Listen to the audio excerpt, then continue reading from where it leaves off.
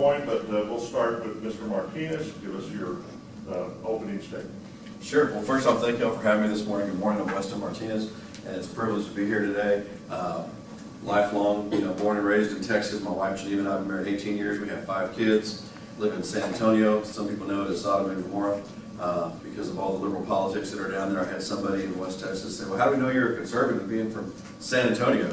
And I said, "Well, I fought Julian Castro on the liberal bathroom bill that he did down there. I fought voter fraud when somebody brought me a stack of absentee ballots that the return address, this return address actually was a cemetery in Bexar County that was run by a Democrat operative in Bexar County." And it was, sorry, I'm getting the wave. And so, being at the forefront of those things, fighting on the SREC to make sure Texas had a voice are some of the things that I've been involved with. And it's been a privilege for me to do that. Professionally, I've also worked at AT&T for over 20 years, where I served most of my career as an engineer in the telecom industry. And that allowed me to work with PUC, FCC, all the different regulatory bodies, and allowed me to have a real strong corporate background that worked in, again, infrastructure, utility work, things that really work well with what we're talking about here. But a few years ago, when the Eagle Ford Shale started out, I was blessed to have an opportunity to start my own service company selling frac water down in the Eagle Ford Shale. Without the water, you're not going to get it done. And so it's a carrying agent, right, that brings everything downhole.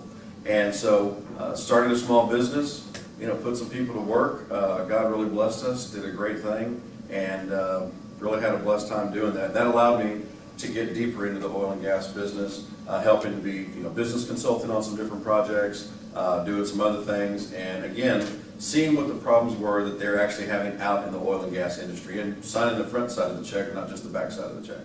So, but in addition to that, during that time period, I was also appointed to the Real Estate Commissioner by Governor Perry, and served as Texas Real Estate Commissioner for over 6 years.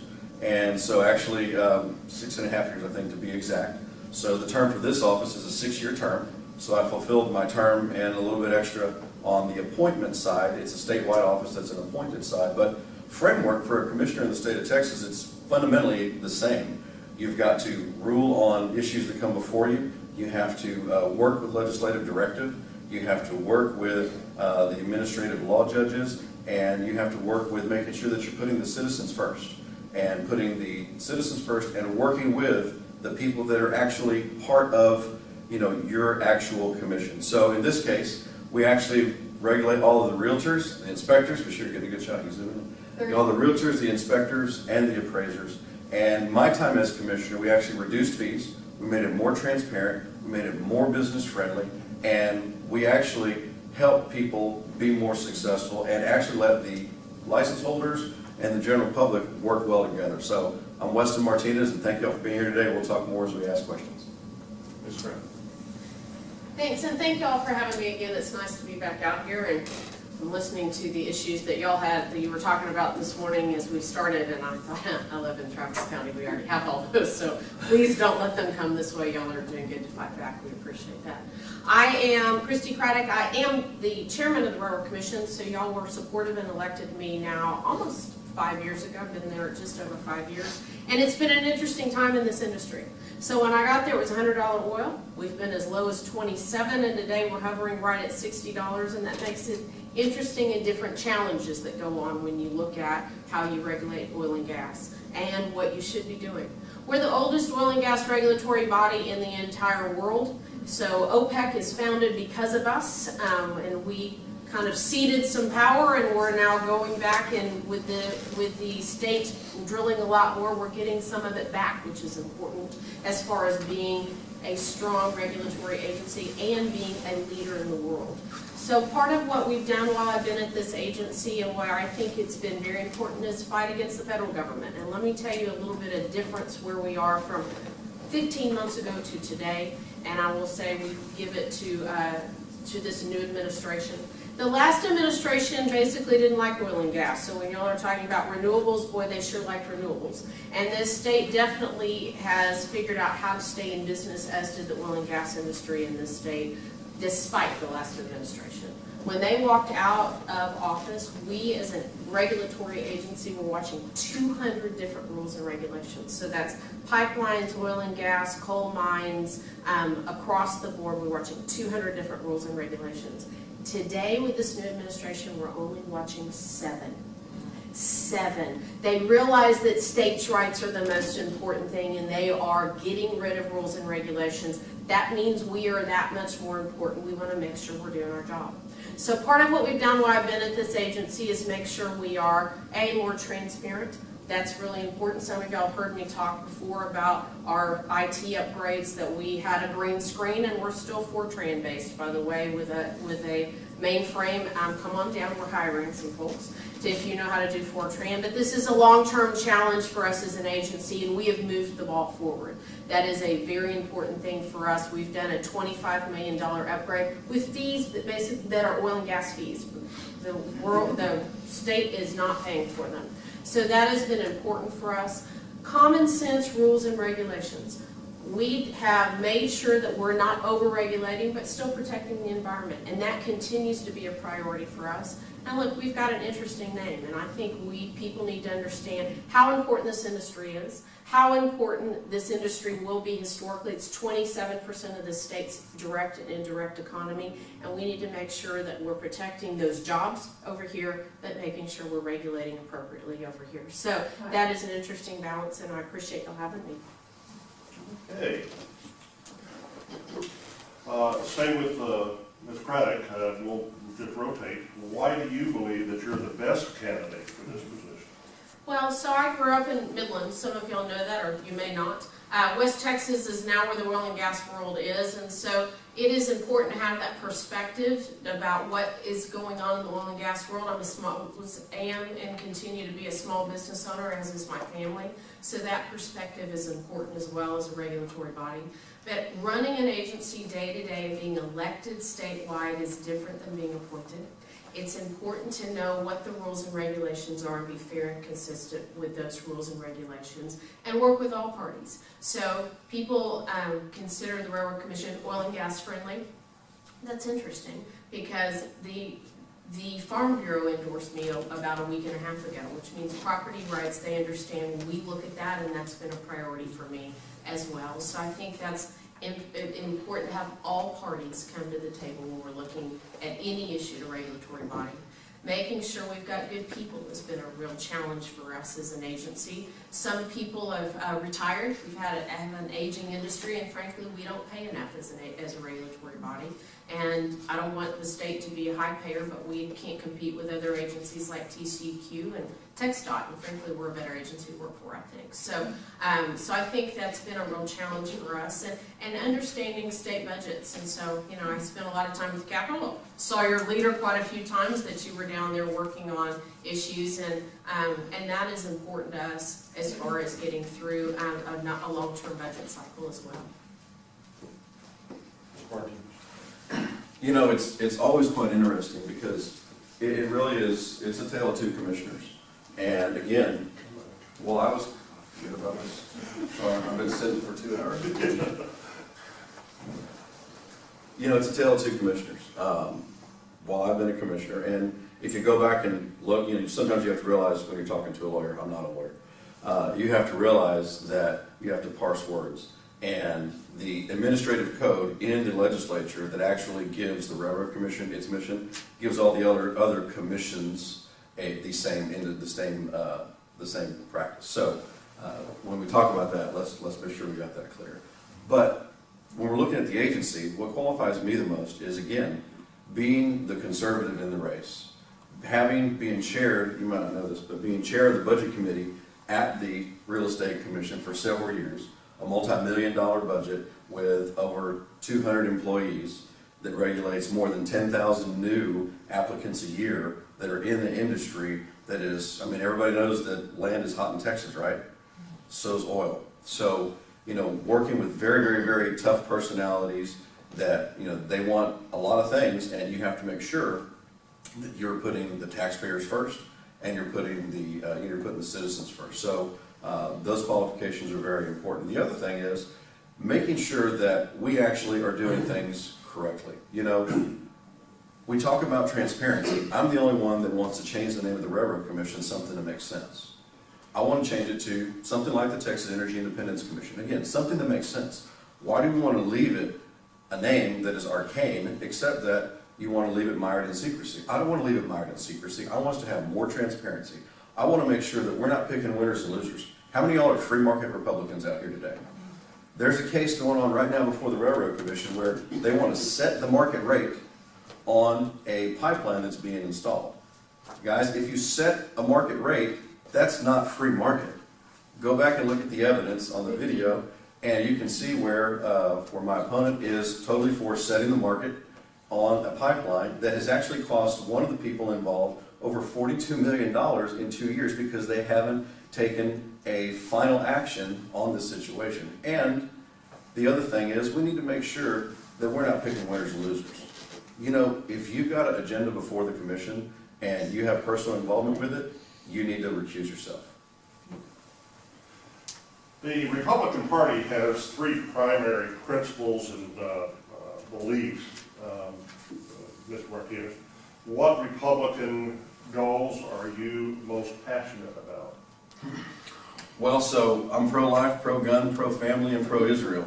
At the end of the day, I'm pro-Texas. I've said it everywhere loud and proud. And, you know, being in Bexar County, they make fun of you for being a Republican.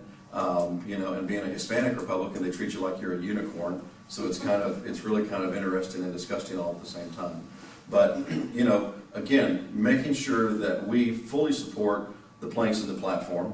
You know, again, my wife and I have been married 18 years. You know, we have 5 little children, 3 boys, 2 girls, no twins, and I'm not Catholic. It's always the follow-up questions. God bless Catholics, I love them.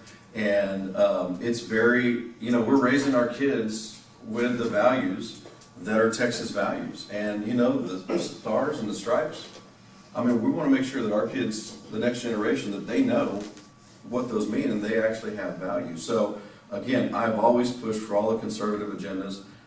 When they had the big transgender push in San Antonio, I was invited down by the TV crew to come down and be the person that spoke for traditional values, and had a crowd full of people, like over 150 people, just being very, very, very disrespectful, rude, and they were not very receptive, you know, and but speaking the truth. And that was something that we did. Making sure that we have people that are held accountable. I just filed a complaint with the Attorney General related to the police chief of San Antonio. The police chief of San Antonio on December 23rd, it was all over the news, there was a group of illegal aliens that was brought into San Antonio, which is a huge human trafficking trafficking location, and he released them. And it was all over the news. And he, you know, right, it was like, hey, we released them, these black SUVs came, they went to this church, we don't know where they're at now. There is no way that they didn't break the law. And there is no way that they didn't violate SB 4, and there's no way that they're not promoting sanctuary cities. And again, all those conservative values, I've always fought for them. That's correct.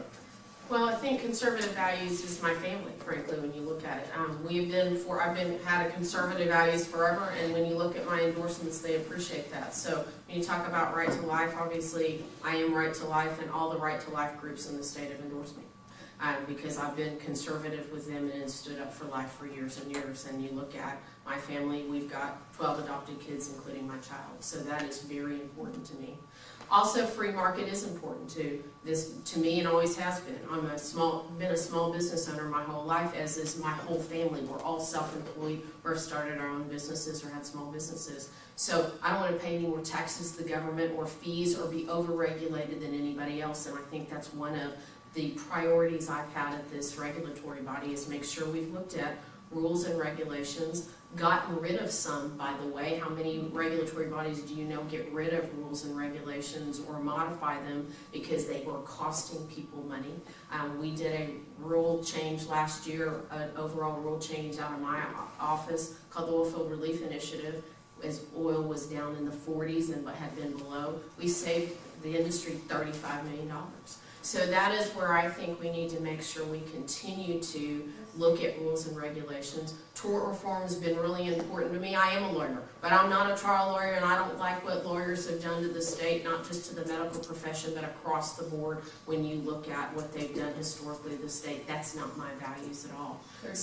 So I appreciate the conservative values. I think we're both conservatives up here, but when you look at how you've run an agency, you've stayed within a budget, which has been very important. When the industry's been down, we stayed well within our budget. We want to use, we've gone back to legislature and said, by the way, industry's paying more dollars to this agency, 25 million more. We want them in truth and budgeting back over to this agency. Stop using them for other agencies if you want us to do our job. And so that's been really important as priorities for me. 1 minute rebuttal. You know, when we, a couple of things. When we talk about not paying more fees, it's unfortunate that when the barrel was at the lowest point that it had been in 30 years, Christie went in and pushed for a fee, a new fee, I call it a tax, on the industry. And it was for a service that was provided for free for years by TCEQ. It was really a customer service position that actually protected the public by telling people how far down they needed to cement case when they're drilling to protect our public water supply. But if you go back and listen to the testimony that she gave on why we needed this more money, it is not in keeping with what we're talking about today. The other thing is, when we talk about conservative families, yes, Tom Craddock was conservative for a long time. He has served as the whip for Joe Strauss since Joe Strauss became Speaker. And it is regretful that that is the case. When about a few years ago, you had a position where Tom Craddock passed a bill that allowed dependents of legislators to continue to get state-funded health insurance after the age of 26. And that is the Texas version of Obamacare. Well, under the circumstances, I think we need to open this up for Ms. Craddock to respond to the rebuttal, since it was a personal issue. Thank you. Look, It was a legislative issue. Thank you. I appreciate the time to respond. So let me say this. You know, when you don't have much to run on, you respond personally and you attack personally. Attacking my family and putting incorrect information out there is unfortunate.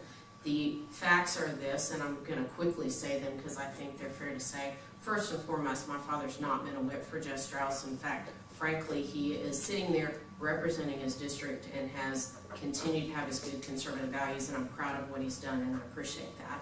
And he's raised me well, I think, too. And two, the bill that he's referring to, not only did he not sponsor or pass, it was not a bill that had anything to do with me. So my opponent is saying a lot of interesting negative things. When you really want to run about something, you run on something positive. And the positive things are this industry that we regulate at the Railroad Commission is creating jobs. It is 27% of the state's economy.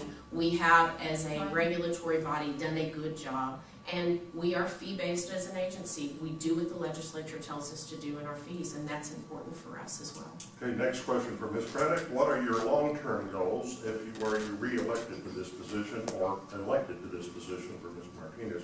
Ms. Craddock first. So I think part of our long-term goals continue to be at the regulatory body to make sure that we're not over-regulating.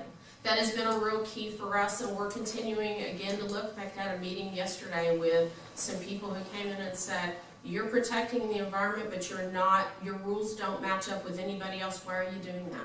You've got to be open to have good conversations to make sure we have best practices in place. But second and most importantly, to continue to make this regulatory body strong. So as this regulatory body is doing its job and is doing it well, we want to make sure we're creating jobs in this state, right? 250,000 jobs have been created from the oil and gas industry. That is about who's working in this industry. The average salary is $125,000 a year. These are real dollars and real jobs going into this industry and to the state. We want to make sure that this state is not over-regulating so those jobs get created here. And the third thing I spoke about as I started was really, even though we've got a better president than we had 15 months ago, you've still got regulatory bodies who are run by bureaucrats, and frankly, they don't always get it. So that is our job, is to continue to make sure that we are strong as an agency, that we're doing what needs to be done appropriately in the state to protect the environment, but also make sure that the feds don't think they're going to come into our business in different ways. And that will continue to be a real challenge, because that's the mindset of Washington, no matter who's sitting there as president. Mr. Martinez. So there's a couple of key things. One, we're going to make sure that we make the Railroad Commission more transparent. And one of the ways we do that is by changing the name. It is a fundamental issue, it is a common sense issue, and it actually saves us money over the long haul, because it's going to stop frivolous lawsuits and things like that from the people that are out there that want to protest pipelines. People are out there protesting what's going on in Brownsville right now at the Port of Brownsville and all the exporting that we're doing. So these people are out there. George Soros right now is dropping 50,000 mail pieces every other day in Bexar County, because he wants to turn Texas purple. He wants to turn Texas blue. And we have to make sure that we have an agency that people know we're not asleep at the wheel and we're actually doing something about it. The other thing is, we have to make sure we're not picking winners and losers. We have to make sure that if you're taking votes and it relates to you and your personal oil and gas lease, you need to recuse yourself. And if your friend, you have an investment with a company that paid you over $25,000 last year, and an item comes up before them, you need to recuse yourself from that vote. And, I didn't mention your name. And you also need to make sure that we are making the agency move forward. The millions of dollars that were spent on the IT overhaul regretfully shifted the workload, where people that send stuff in internally, the internal staff still have to go in there and put it back into paper. That's not common sense. That's just waste. And we have to make sure that we are actually doing things correctly in the agency. And if we're talking about working with the administration, you know what? It'd be good to have somebody that actually supported the president when he was running against Hillary Clinton. I am the only one that supported Ted Cruz in the primary, and the only one that came on board and supported Donald Trump over Hillary Clinton. And it's documented and it's fact. And we are going to make sure that we make Texas energy independent with voters like you that know the fact that we need to drain the swamp in Texas. Ms. Craddock asked for a rebuttal. So I think one of our real priorities, obviously, is education and conversations about what we're doing at the Railroad Commission. Part of what we've done since I've been at this agency, when I got there, we had one person on staff that had anything to do with PR or communication. We now have 8 people. That's how important we've decided this really should have been to begin with at the agency, is to make sure we are communicating better. We now tweet and Facebook out of the agency, and I'm not talking me as a commissioner, I'm talking the agency, to give better information. I think that has been a real challenge that we've had as an industry and frankly as an agency, and that's part of what we're trying to do better. And I think, frankly, when you look at IT, look, we've done a good job with our IT, and part of what we had when I first got there was, yes, everything was in paper for the most part. We now file everything online, and lack of information means that he doesn't understand. We are now, it has caused us to have efficiencies and transparency. We now have a new mapping system. We have an updated webpage that you can find information. And we are also making sure that as we are doing things and people file things online, it is done online now. So we have made a huge step forward, and I appreciate the staff's help with that. Okay, since his name was mentioned, he's permitted to give 1 minute. I will tell you, in politics, if you're explaining, you're dying. So just remember that. It's very simple. In a situation like this, when you're having to explain it away, and since, Christy, you're so familiar with the rules, should you vote on issues where you were personally receiving financial benefit from those items? Just yes or no? Well, hold on. The purpose of this forum is to have your policies and your positions. We don't want to really allow interaction between the candidates, because that doesn't bother us. You're talking to the choir here. That's fine. I'll restate the position. So, Commissioner Craddock, who is a lawyer who has read Railroad Commission Rule 1.10, can tell you that she broke the rule whenever she voted on agenda item 39 at the last Railroad Commission meeting, where her specific oil and gas lease held by her specific sole entity, LLC, Quarry LLC, was voted on to allow unlimited flaring. She can also tell you that on agenda item number 3, where she received over $25,000 from a company called Occidental, and also Conoco, and also Pioneer, that she did not recuse herself, nor did she mention to the other commissioners that she had a financial conflict of interest. So you can ask her those questions, because those are things that as a commissioner, I will not be doing. I don't have the conflicts of interest that Is are that there. time? Okay, Ms. Craddock. You said there was no back and forth, and now we're Well, going but back and forth. when we start getting into personalities, I think we need to allow the other person to respond. Don't But bother I'd me. like to have this in with this issue. Well, look, for the answer to that, look, every issue that I Well, look not at to- at the commission is based, I look at and base my information and what I have, if it's gonna assess my own assets. The reason that the information's out there is I actually report to the Ethics Commission, because I'm supposed to do that. In fact, we've over-reported historically, because I think it's very important for transparency's sake. And so as we have ethics reports, personal financial statements due on Monday, I'd suggest you both everybody in the room go look and make sure you're reporting appropriately. But there's been no violation of laws or rules. We have the opportunity to look at our assets, make sure that we're not violating any rules, and I don't think there are any rules to be violated. So I appreciate that there's that concern, but all of us take, at the Railroad Commission, as do other state elected officials, take campaign contributions and other things from people that you are doing business in front of. If the legislature wants to change that, I'd be happy to follow that rule as well. Okay, you both brought up this point, and this is one of our questions that we like with any candidate. What issues are you championing that you believe will resonate with the electorate in such a way that you will garner broad support, not only Republicans, but the independents as well? This goes back to Mr. Martinez. So it's, in Texas, it's very, very, very, very true that people need jobs. We still need jobs in Texas. And when I'm talking to people across the state, and I'm making sure that we're talking to them about things that actually are important, like changing the name of the Railroad Commission, they care about that, because they care about the fact that if we don't have the commission named properly, then people think we're asleep at the wheel. I had somebody from Union Pacific just 2 days ago message me, asking me what could I help him out with, can I give me advice on his labor issue question he had, and I had to say, this is why we need to change the name. We have nothing to do with railroads. So when we talk to those people that are excited about draining the swamp, when we talk to those people that are excited about having legislators out of the way, that are actually slowing us down, they're excited to have the page in Texas politics turn to one that is going to have true accountability, true transparency, really focusing on issues, putting people back to work. I'm the only one talking about allocation wells in Rule 40. We need to make sure we're strengthening private property rights for those people that may just be, maybe involved in a different way. And at the same time, making sure that the businesses are working together closely and helping the people in the business realize that we're there to be their business partner, not act like, it's a cop at a speed trap. Because a lot of people, unfortunately, that's the way they feel. And so when I talk to those moms, and when I talk to those dads, and those kids, and the people that either are out of work or had their hours cut or want more work, they know that if we really want to beat the Russians, if we really want to keep OPEC on the run, then we need to make sure that we don't have the agency get a black eye by things being done ignorantly, like voting on issues that are, again, conflicts of interest. So they're really excited to have someone that's a conservative, that has the background, and that has the experience. Describe it.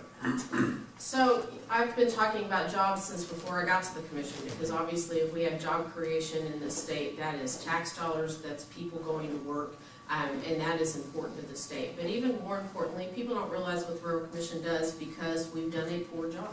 And most people don't have a lot of oil and gas interests. So they don't understand that oil and gas is their plastic cell phones, the ink on their paper, their electricity grid, the tires that they drive on, that oil and gas touches every aspect of their lives, because all of us have a lot of plastic, whether we like it or not, as well as other things, cleaning supplies. So part of what has been a priority since I've been at this agency is first and foremost educating the public. Because if people don't understand how important oil and gas is, not just in this state but across the world, then they don't understand what this agency does to begin with. When you're talking about what our priorities should be, it's education, making sure we've got good, fair, consistent rules so people want to do business in this state and continue to employ good people, and so they're paying taxes and other things in the state. And the other piece that I think is really important is educating people about how we're funded. So one of the things that happened in 2011 before I got to this agency is that the legislature decided we'd be fee-based only, meaning the oil and gas industry pays for this agency. All the dollars, the $9.6 billion that went into this state last year for oil and gas, property taxes, sales taxes, and royalty payments, don't go to the Railroad Commission at all. We don't want to raise fees. That's not a priority for us. In fact, because this industry pays so much money into the state, we want to make sure that those dollars stay at the Railroad Commission, that with the fees that are being charged. Because I don't think the general public should have to pay for the Railroad Commission. I think that's the industry's job. So those are some real interesting and obviously big challenges for us. But you look at the rainy day fund today, that's oil and gas dollars. Supposedly, that was our softball questions. So now we're going to start into the actual Railroad Commission. The mission, this is to Ms. Craddock. The mission statement for the Railroad Commission reads, "Our mission is to serve Texas by our stewardship of natural resources and the environment, our concern for personal and community safety, and our support of enhanced development and economic vitality for the benefit of Texas." Do you believe this explains the call for the Railroad Commission, and if you do, explain your answer? Well, I think you can always improve your mission statement, but I do think part of what we do, I call it, and the reason that we got oil and gas as a regulatory body in the 1920s was to prevent waste and protect the environment. Those are our two missions and have been, and that's a fancy way, I think, of saying that's what we should be doing, and that's what we've done since the 1920s in this state. So let me give you a couple examples that we've done since I've been at the commission about protecting the environment, because that is important for all of us, and water is very, very important for us. So before you can even do anything at this agency, you have to come get a groundwater advisory unit letter. The letter that we used to get for free, but the legislature told us we had to charge for it. So we are charging $100 to make sure that your water, before you come get a permit, is protected, meaning we do not want any place where the groundwater is being contaminated. We've updated our rules as far as how you drill a well. So you now put a lot more cement and pipe down a well, and we have done it. We have the most progressive best practices rule in the entire country for drilling a well and well integrity. That's important to us. And by the way, we've had rules in place for this for 50 plus years. This isn't new stuff for us. The other thing that we've done at the commission since I've been there has to do with recycling. So you might talk about how recycling can cost money, but it is long-term a very good thing in the oil and gas industry because we're using a lot of water. We're using sand, and we're using other things in this industry that need to be recycled, like solids. So the solid waste are being recycled into road base. The liquid waste is being recycled, and the water is being used again. And about 15% now of the state's water is being recycled to be reused in oil and gas. Now, how do we do that? We redid a rule, what I call the carrot, not the stick approach, to incentivize industry and give them some incentive to start recycling programs. These are two important things I think we've done at this agency so far. Mr. Markey? Absolutely. You know, it's always fun, especially when we're talking about draining the swamp, whenever people present things as they can be. So the legislature said you could charge up to $100. How many knows that a number between 100 is also, you start at the number 0. So you didn't have to charge. There wasn't legislative directive that said you must charge. In the legislature, and or shall or but, that's where it all lives or dies. And y'all have been involved long enough to know that that is absolutely the case. So when we're talking about the agency and what we're going to do, and does it represent the mission, I would say that there are a lot of hardworking people at the agency that are working hard every day, that are experts in their field, that are geologists and all kinds of different folks that are involved, degreed in these particular fields. And it's exciting to see these people work every single day. But when you have the top of the agency is not even named properly, so that the general public doesn't even know that we're not asleep at the wheel, then no, I don't think we're doing as much as we possibly can to do the best job that we possibly can. And when we're talking about issues like seismicity, you know what? SMU did a big study on earthquakes, and quite honestly, it had a very liberal bent to it.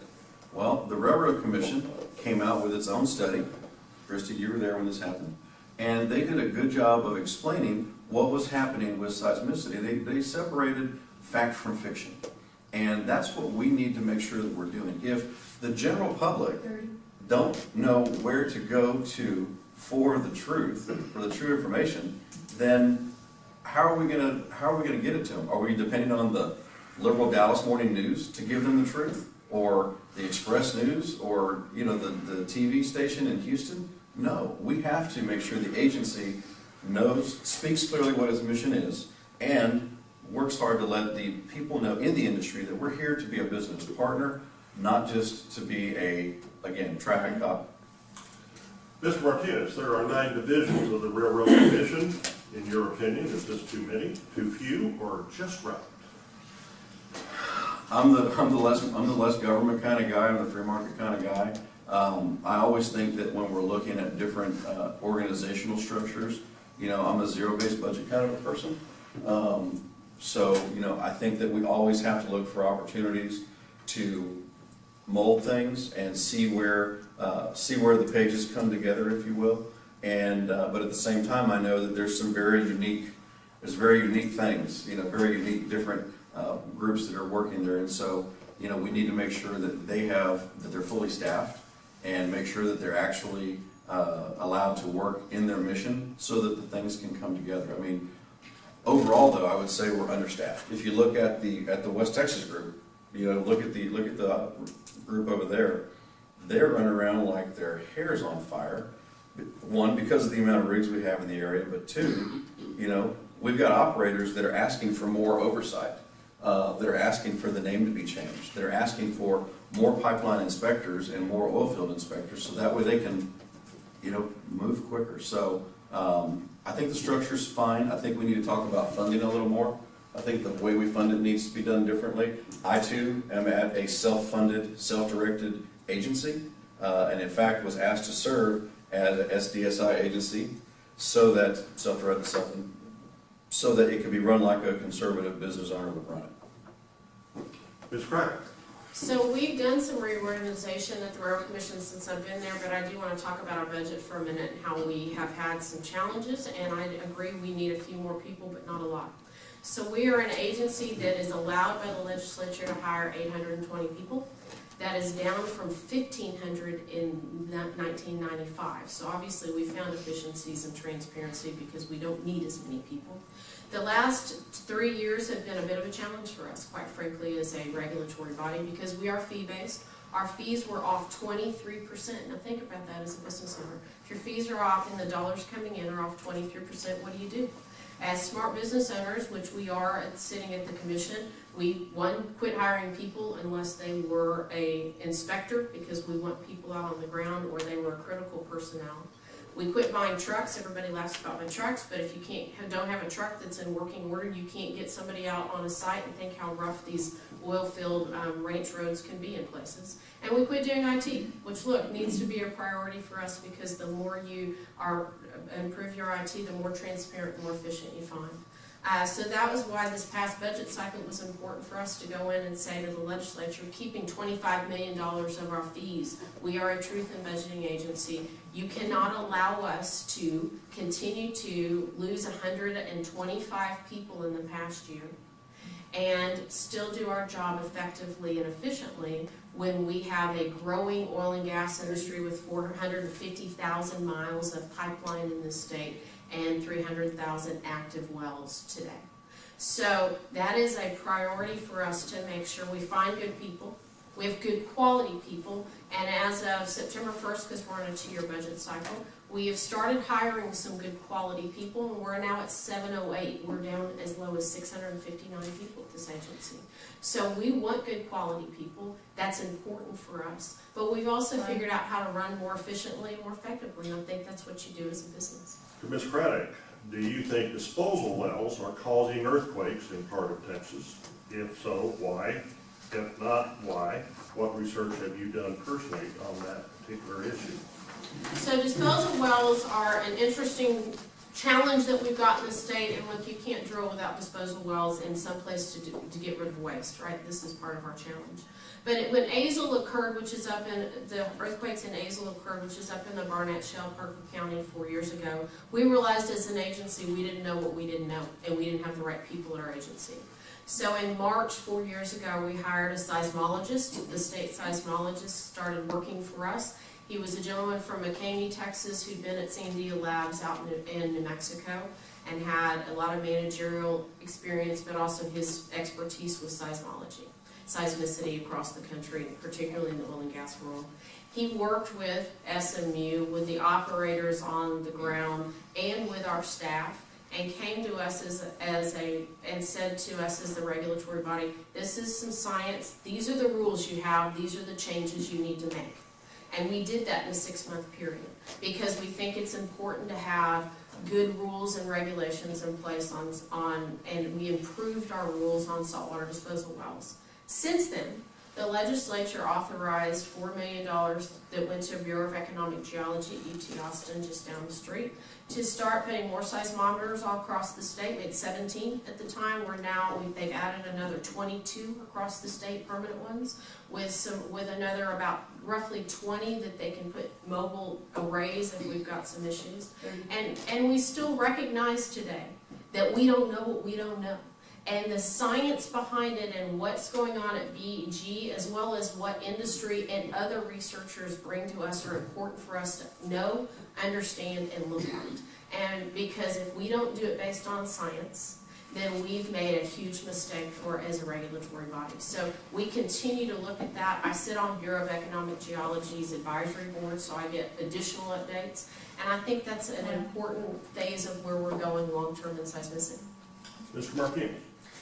So we have to make sure, again, that we have regulators that are putting the state of Texas first. We have to make sure that we have regulators that are making sure that they're recusing themselves when they need to. So that way the general public knows that we as an agency are not asleep at the wheel. You know, the Bureau of Economic Geology is something we need to work much closer with on a regular basis. And we need to make sure that we're separating emotion-based science with fact-based science. Because again, when we look at these different groups, you know, again, I point back to the SMU study that I pointed out earlier. You have to make sure that we're giving the public truthful information that is based on fact, not based on some George Soros undergrad that is trying to push Agenda 21 down our throat. We have to make sure that we are working tight with people that have real interests for the public safety in mind. Seismicity, look, can it happen? Absolutely. In Texas, the way the formation works, it's not as likely, and because of the additional monitors that have been put in place, we're doing a better job of identifying kind of what's going on, but at the same time, we're getting more data than what we've had in the past. And so the approach that I would take is the one I've taken in other agencies. I would make sure that the stakeholders knew that no matter how big a company they were affiliated with or what university they were affiliated with, there was an open door policy for them to come in and talk about the issues. And number two, whatever I say to them in the office is the same thing I say to them when we're in front of the dais. That's the way we breed public trust. But none of that's going to happen unless you change the name of the Railroad Commission. It's a fundamental mission change that allows the general public to trust the agency more and gives the agency the ability it has to go out there and do a better job. Mr. Martinez, where do you stand, or do you have any policy on the eminent domain policies of the RRC for pipelines? So most people don't know that there's hundreds of rules and regulations surrounding pipelines, and you know we have to make sure that, again, if we tell people where they can go for the issue, for the information, we probably do a better job of educating the public. So I want to make sure that they're educated. When it relates to eminent domain, you know, we have to be, eminent domain for me is again, it's a very, very, very narrowly used situation. I do not like eminent domain as a general public, as a general person, but I understand that if the testing and the results show that for the public need, this is something that needs to take place, then, you know, I understand that we're going to make the best safest possible way of providing this, the pipeline into the location that it needs to go to. But at the same time, when we're talking about this, we have to make sure that the public knows what is going on. People have no idea what's happening, and when you have questions come before you, and again, you've got something going on with the pipeline company and you're not recusing yourself, they don't want to trust you whenever you have other issues coming up. So we have to make sure that we're getting pipelines installed. Production's up to 10 million barrels a day, and our pipeline installation over the last few years has been not getting in as quick as the oil and gas production has been ramping up. So we have to make sure that we are moving the ball forward. We have to make sure we have regulators that don't have conflicts of interest, and we have to make sure we have regulators that are going to put the public trust first. And one of the ways you do that is by educating the public to who is actually overseeing the issues. That's correct. So pipeline safety inspections and pipelines are a big piece of our agency. As I stated earlier, we've got 450,000 miles of pipeline that's interstate, intrastate, and gathering lines in the state. Plus we have gas utilities on top of that. The legislature has given the authority to the pipelines by statute of who it has the right for eminent domain. The Railroad Commission has no authority over eminent domain. We do and have adjusted a rule that we classify the kind of pipe that you come in. If you're a pipeline operator and you want to come in and lay more pipe in the state, you've got to get a T4, T4 permit to operate in the state. And before you can lay that pipe, you've got to come in and we classify that kind of pipe. We have adjusted a rule about 2.5, 3 years ago since I was at the agency to make that a more vibrant process as far as classification. And again, worked with the ag community and got feedback from the agriculture and landowner community because we think that's important at the agency, that they have some conversations with us and tell us what is going on in their world. But we do pipeline safety inspections first and foremost. And so unlike the PUC, the Railroad Commission does not get involved in routing. We do not have the authority to get involved in routing, and while it's been part of the conversation at the legislature the last few years, whether we should or should not, that statute has not changed. So if you're a landowner and you're concerned about a pipeline and somebody wants to use eminent domain to lay that pipe across your land, today you have the right, and I believe you should continue to have the right, to one, negotiate fairly with that with that pipeline company, and two, you can still go to your local courthouse. And that is your two remedies. The Railroad Commission doesn't have that authority. But it is important, I think, for us to continue to do safety inspections and make sure that those pipes are being safely done.